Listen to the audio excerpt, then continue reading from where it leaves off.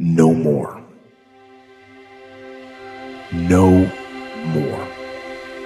No more excuses. No more, I'll start tomorrow. No more, just this one time. No more accepting the shortfalls of my own will.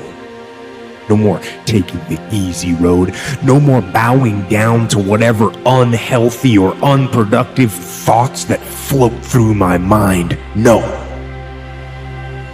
No more. Everything worthwhile is uphill. You see, every dream that you've ever had, it's all uphill. If you have a great relationship with somebody, you had to work on it. It's uphill. If you build a wonderful business, guess what? It was uphill. If you've made the right decisions, they're not easy, are they? It's uphill.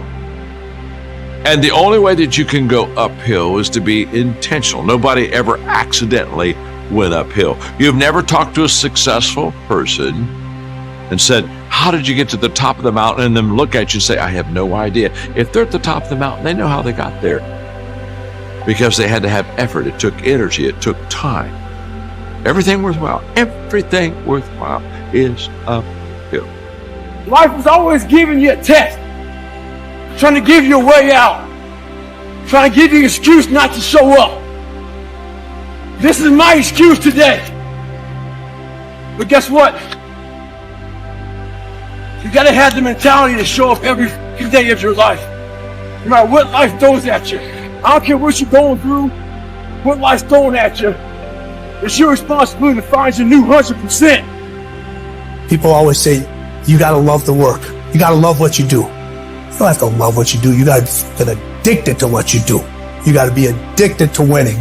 You cannot work short hours. You gotta work long hours. You gotta work smarter and you gotta work fucking harder. It's the work that you put in, the time and effort, the dedication, the hours that nobody else saw here, the sacrifices. You have to be disciplined. You have to be obsessive. You have to be addicted to the result. The bigger your dream is, the harder the grind. You might have small beginnings. You might not have a lot of money. You might not have a lot of resources, but there's no excuse. And I need you to understand that the bigger your dream is, the earlier you're going to have to get up. The longer you're going to have to stay up. The more effort you're going to have to put in. You have to fight for it every day. You have to climb for it every day. Does it come to you? It's not in 3 easy packages, and it's not the cure to overnight success. And the only way that you go uphill is by self-discipline. So listen to me very carefully.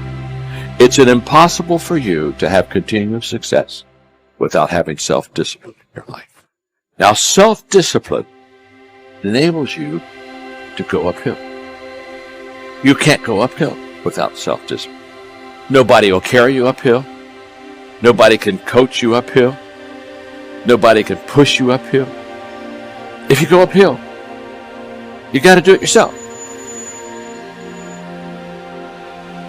Most people know what they need to do, but very few actually do it. We spend a lot of time trying to figure out how to get better and way less time actually doing the work. It all comes down to how much you want it. Most people know what they want, but very few people want it bad enough to actually do something about it. So on the days where you don't feel like showing up, are you the kind of person to push past and keep going, or are you the one looking for an excuse to take a break? If you're going to try, go all the way. Otherwise, don't even start. If you're going to try, go all the way. This could mean losing girlfriends, wives, relatives, jobs, and maybe your mind. Go all the way. Isolation is the gift. All the others are a test of your endurance, or how much you really want to do it. And you'll do it, despite rejection and the worst odds. If you're going to try, go all the way. You're not all you could be, and there's pain in that. And there's the necessity for a certain amount of judgment about that, and even a certain amount of exclusion, because what you are that is insufficient, in some sense, should not be allowed to propagate further.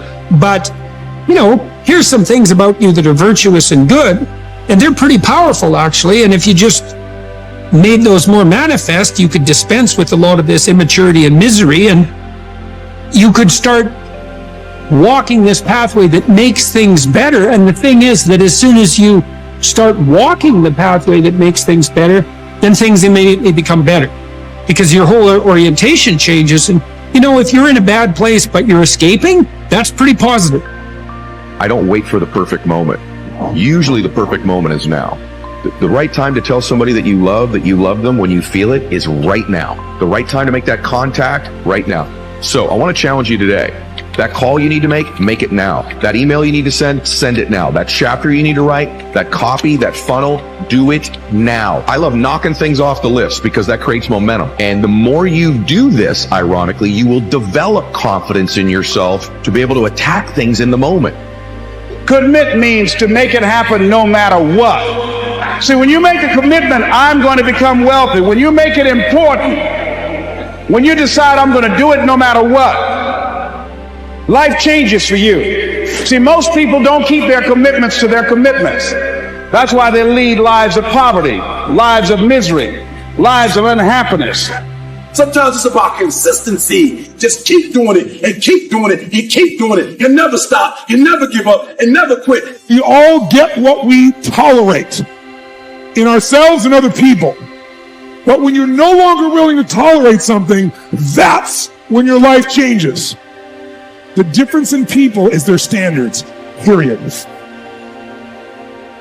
When you look at some of the most successful high performers, it might be tempting to say that they were born this way. They're talented, end of story. In fact, talent, while undeniably making life easier, is but one part of the equation. I used to be a shy and fearful person. However, my apparent misfortune turned out to be a source of strength because it provided a spark to introduce big changes in my life. By continuously pushing my comfort zone, I not only overcame social shyness and improved my communication skills, but also developed high self-confidence and overcame other fears in my life. I might not have been born with the talent to be a people person. I still prefer solitude to crowds, but with self-discipline and consistent work, I still achieved astounding results. Next time, before you complain that you don't have a talent for something or weren't born this way, remind yourself that self-discipline in many situations can more than make up for a lack of inborn traits. Life's easy when you live it the hard way, and hard if you try to live it the easy way. Self-discipline means living your life the hard way, resisting temptations and instant gratification in order to receive bigger and better rewards in the future. It's certainly easier to avoid all kinds of discomfort and indulge yourself whenever you want, but in the end, all that you get from that approach is fleeting pleasure now at the expense of your future, which otherwise could have been much better.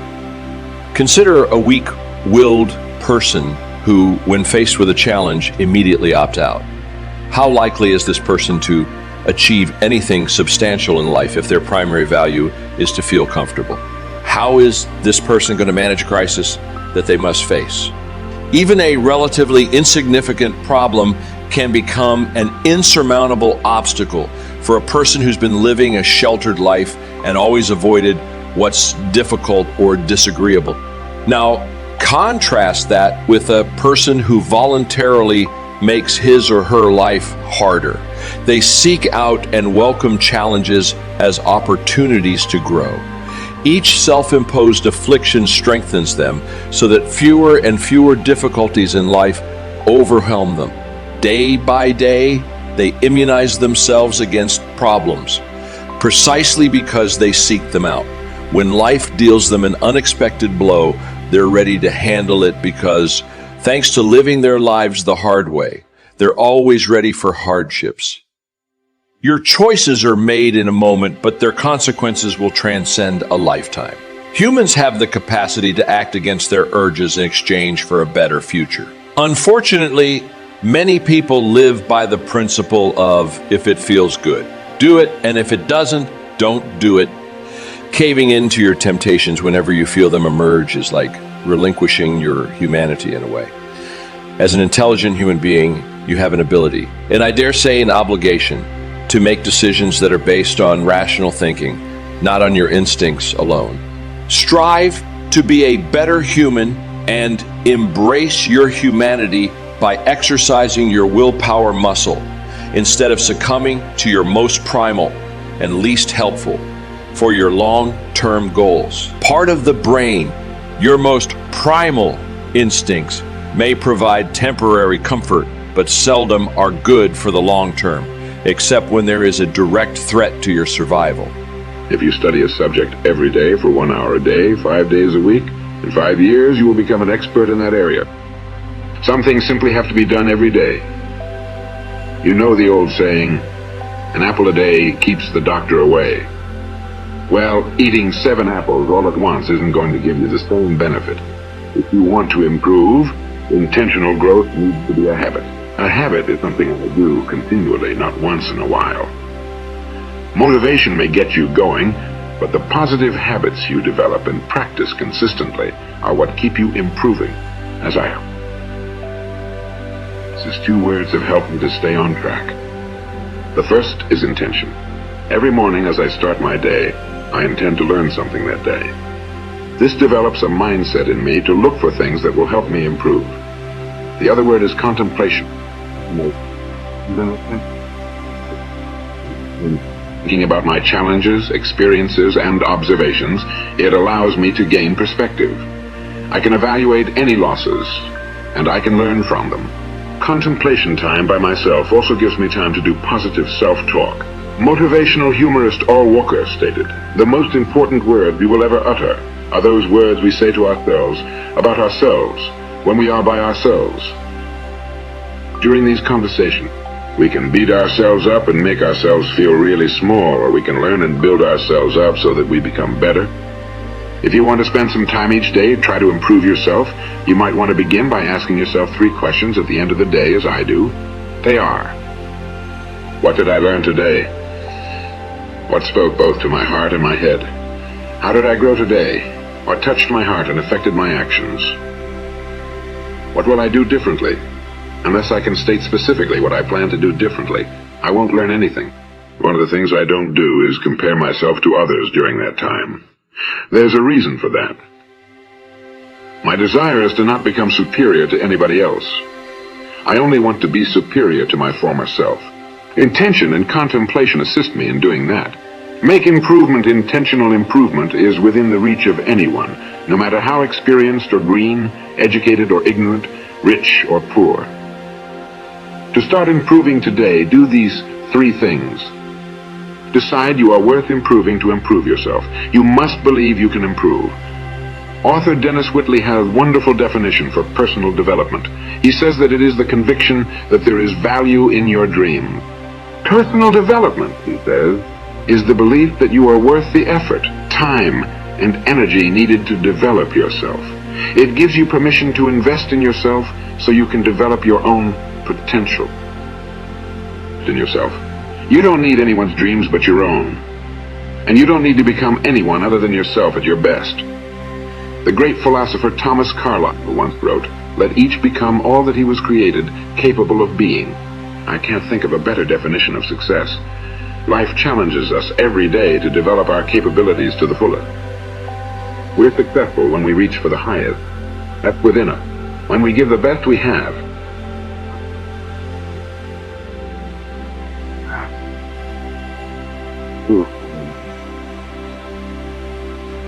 Pick an area to improve. You will have plenty of time to improve other areas of your life. Focus on the one now that focus your sense of purpose. I'm suggesting you to spend an hour a day improving in that area. Then take it slow but steady. We always overestimate what we can get done in a day or a week, but we underestimate what we can get done in a year. Just imagine what you will be able to get done in 5 years.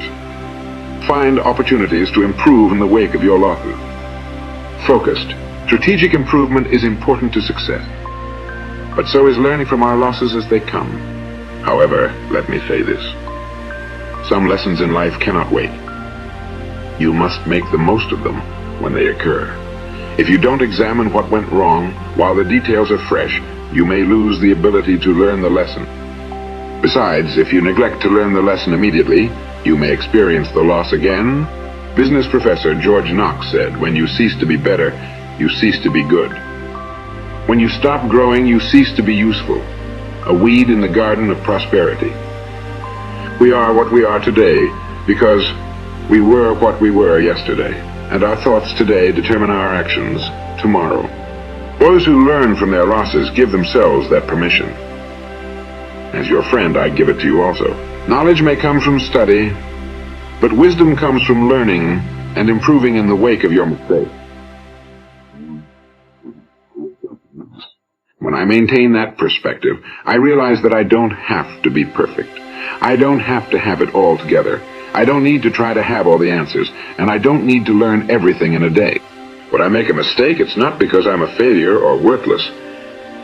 I just didn't do something right because I still haven't improved enough in some part of the process, and that motivates me to keep growing and improving. If I don't know something, it's an opportunity to try to improve in a new area. I'm in it for the long haul.